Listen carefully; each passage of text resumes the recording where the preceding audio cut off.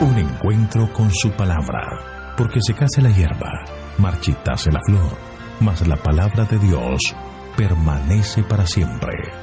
Con ustedes, el doctor José Ricardo Arias Quintero.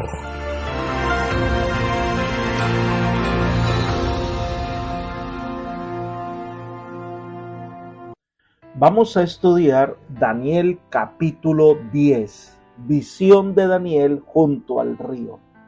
Te invito a orar. Padre nuestro que estás en el cielo, te alabamos, te glorificamos y te exaltamos porque eres un Dios bueno y porque para siempre es tu misericordia. Te pedimos en este momento, Señor, que al abrir tu palabra, el Santo Consolador esté a nuestro lado para que sea nuestro guía, llene nuestras mentes de tu verdad y podamos aprender más y más de ti. Lo pedimos todo en el nombre de Jesús. Amén. Estamos entrando a una sección poco conocida y estudiada del libro de Daniel por la complejidad de los símbolos y su cumplimiento histórico.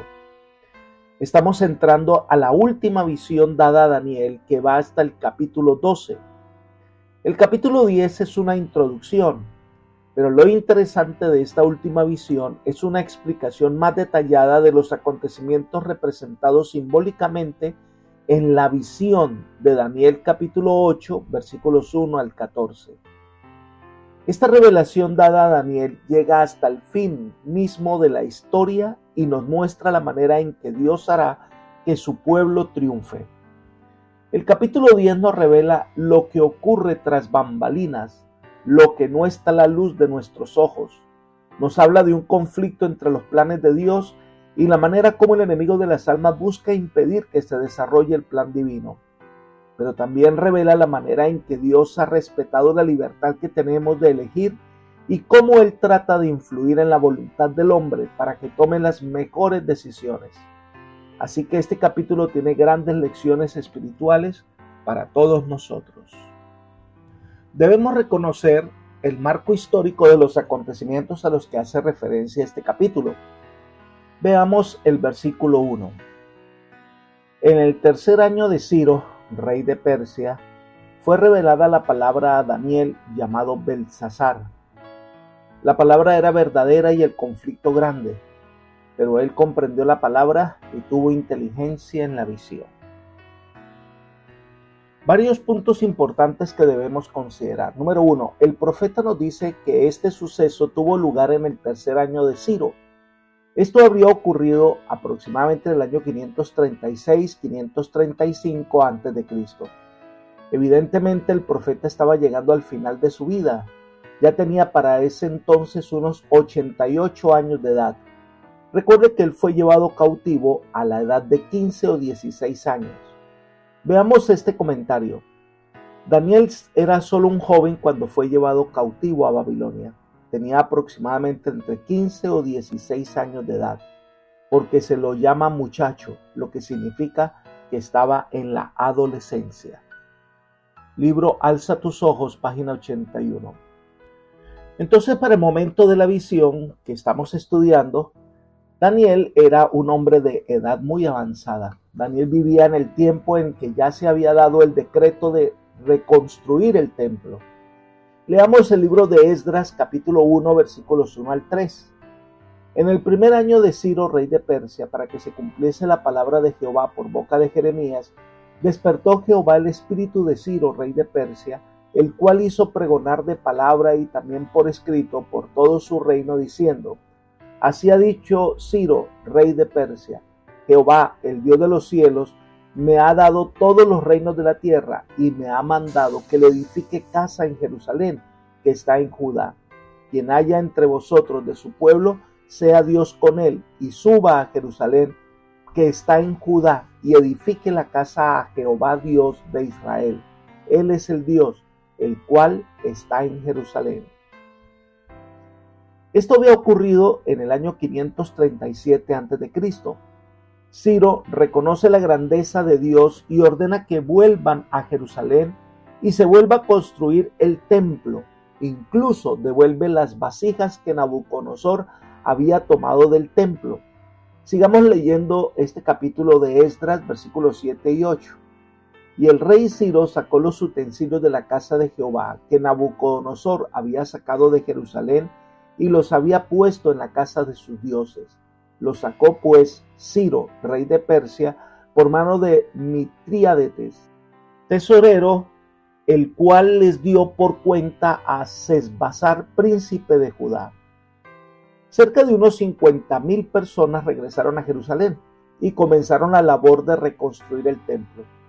Cuando terminaron los cimientos, elevaron sus voces en agradecimiento y alabanza, pero no todos estaban felices. Esdras capítulo 3, versículo 12 dice: y muchos de los sacerdotes, de los levitas y de los jefes de casas paternas, ancianos que habían visto la casa primera, viendo echar los cimientos de esta casa, lloraban en alta voz, mientras muchos otros daban gritos de alegría. Así que el pueblo estaba un poco confundido durante la reconstrucción del templo. Vendrían entonces dificultades de afuera. Los enemigos de Judá y Benjamín preguntaron si podían ayudar en la construcción, pero los dirigentes judíos rechazaron la oferta y fue así como comenzó contra ellos una campaña de calumnias. Leamos el libro de Esdras, capítulo 4, versículos 4 y 5. Pero el pueblo de la tierra intimidó al pueblo de Judá y lo atemorizó para que no edificara. Sobornaron además contra ellos a los consejeros para frustrar sus propósitos, todo el tiempo de Ciro, rey de Persia, y hasta el reinado de Darío, rey de Persia. Así que había una gran oposición que ponía en peligro la reconstrucción del templo y el volver a edificar a Jerusalén. Y Daniel, que estaba en la corte del rey, sabía de todas estas cosas. Su corazón se afligía al ver tanta oposición y la presión que recibía el rey para que no continuara la obra de reconstrucción del templo de Jerusalén. En segundo lugar, bajo este contexto, vamos a entender las palabras de Daniel capítulo 10, versículo 1.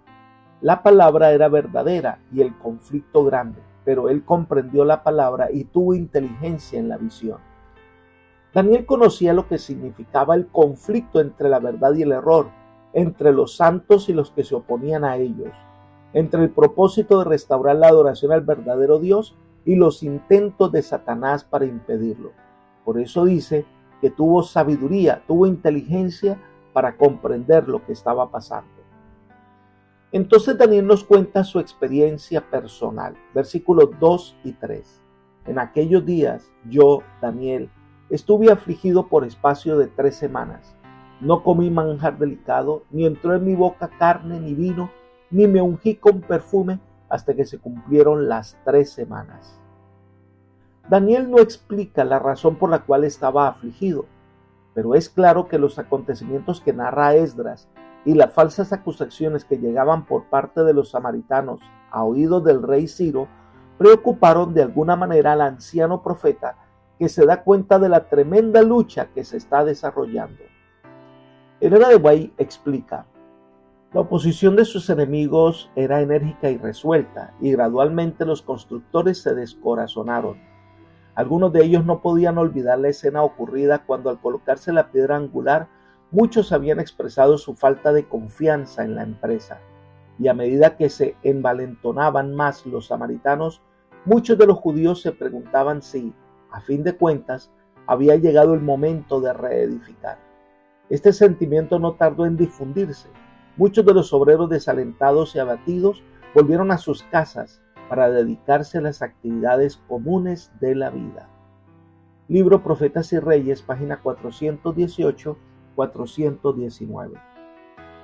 Este periodo de luto de Daniel parecía haber sido contemporáneo con la grave amenaza de que después de todo no se cumpliese el decreto de Ciro.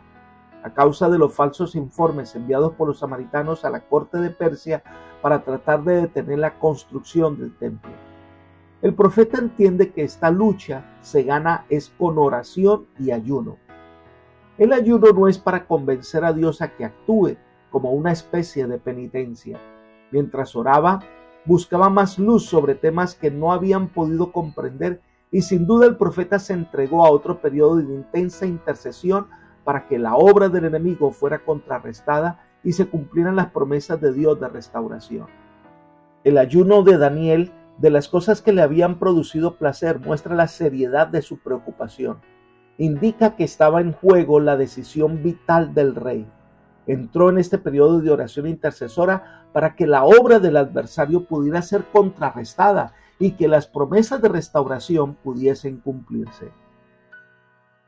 El ayuno tiene su lugar en la vida cristiana, no bajo el concepto de ganar un favor del cielo, sino como una ayuda para tener una mente dispuesta a buscar la dirección del Señor.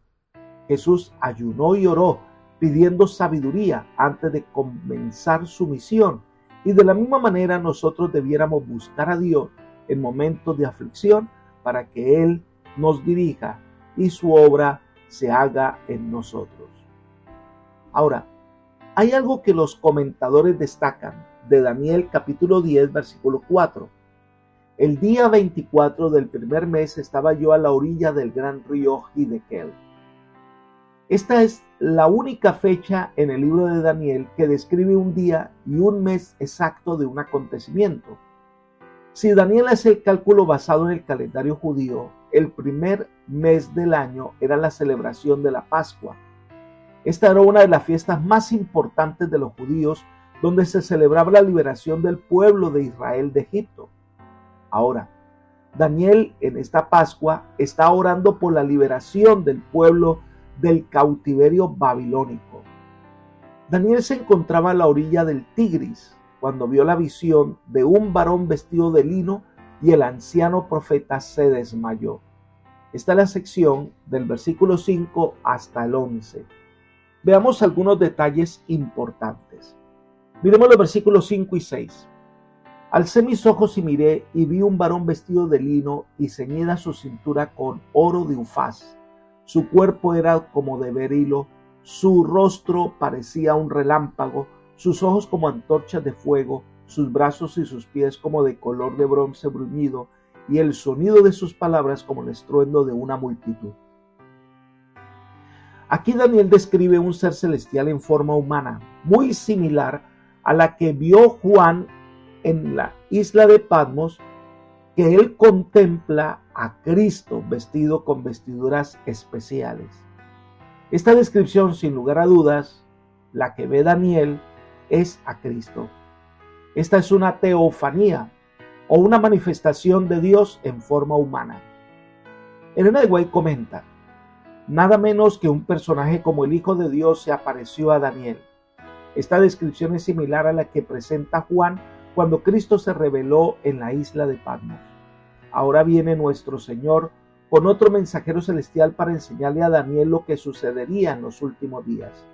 Este acontecimiento le fue dado a Daniel y ha sido registrado por la inspiración para nosotros, a quienes han alcanzado los fines de los siglos. Review and Herald del 8 de febrero del año 1881. Entonces Cristo mismo fue el que se le apareció al profeta. Ninguno de los acompañantes de Daniel lo vio, pero se dieron cuenta de algo tremendo que estaba pasando. Versículo 7. Solo yo, Daniel, vi aquella visión. No la vieron los hombres que estaban conmigo, sino que se apoderó de ellos un gran temor y huyeron y se escondieron. Aunque la visión fue dada solo al profeta escogido por Dios, el efecto de la presencia de un ser celestial fue sentido por los que estaban con el profeta. Sigamos con el versículo 8. Quedé pues yo solo ante esta gran visión, pero no quedaron fuerzas en mí. Antes bien mis fuerzas se cambiaron en desfallecimiento, pues me abandonaron totalmente. El profeta, al ver esa manifestación de Dios, perdió las fuerzas y se desmayó, quedando en un sueño profundo. Esta misma fue la experiencia de Juan al contemplar a Cristo entre los candelabros de oro. Sigamos con el versículo 9 de Daniel capítulo 10. Pero oí el sonido de sus palabras, y al oír el sonido de sus palabras caí sobre mi rostro en un profundo sueño, con mi rostro en tierra. Una manifestación física de un profeta verdadero.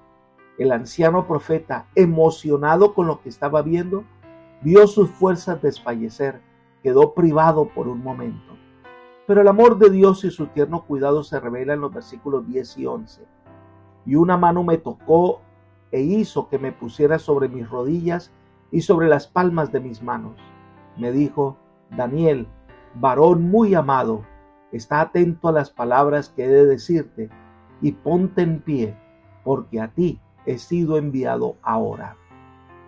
El mismo Señor levanta a Daniel, le da palabras de ánimo, ayuda al anciano profeta a incorporarse, le da fuerzas. Qué hermoso cuadro de un Dios que tiene paciencia con nosotros, que se inclina a ayudarnos, que se inclina a levantarnos y darnos fuerza. Si te sientes caído, agobiado, afligido, no temas. Dios viene a ayudarte. Dios viene a darte fuerza, a darte ánimo.